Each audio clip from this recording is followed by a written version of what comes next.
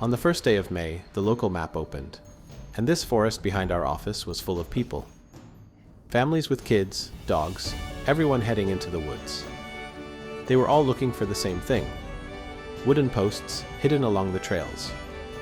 This is Stolpejakt. Around 200,000 Norwegians do it every year. And by the end of this video, you will know how to use it to discover places in Norway you would never find on your own. So how does it work? Stolpejakt means post hunt. Volunteers from local sports clubs place wooden posts at interesting locations across Norway. Viewpoints, historical sites, hidden beaches, forest clearings.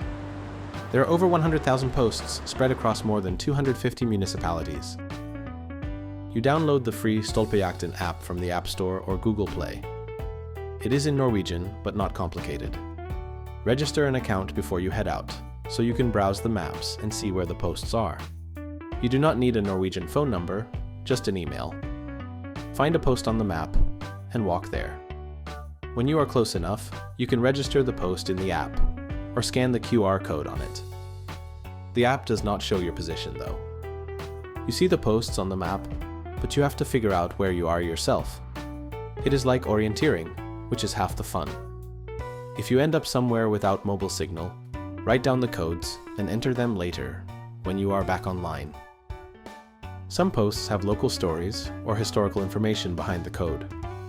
Posts come in 4 difficulty levels: green, blue, red, and black. Green ones are accessible even with a wheelchair.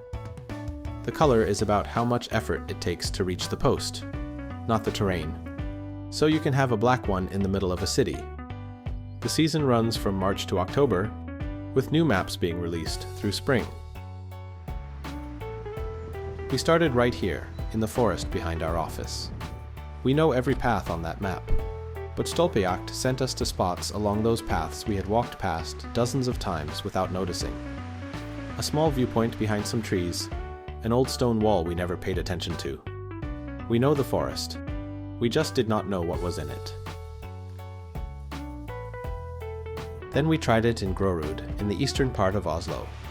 This is not the part of the city you will find in any travel guide, but that is exactly the point. The posts took us through neighborhoods and green spaces we had no idea existed. If you are staying in Oslo for more than a couple of days and want to see more than the tourist center, this is one way to do it.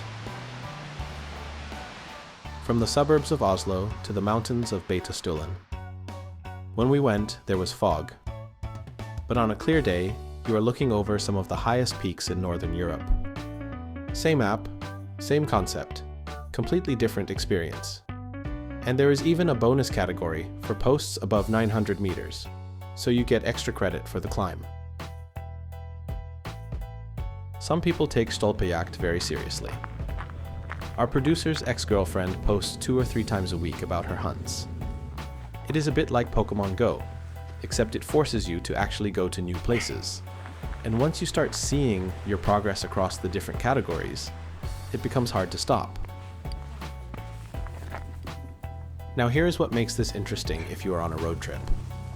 You get bonus points for visiting posts on different maps, in different municipalities, and in different counties.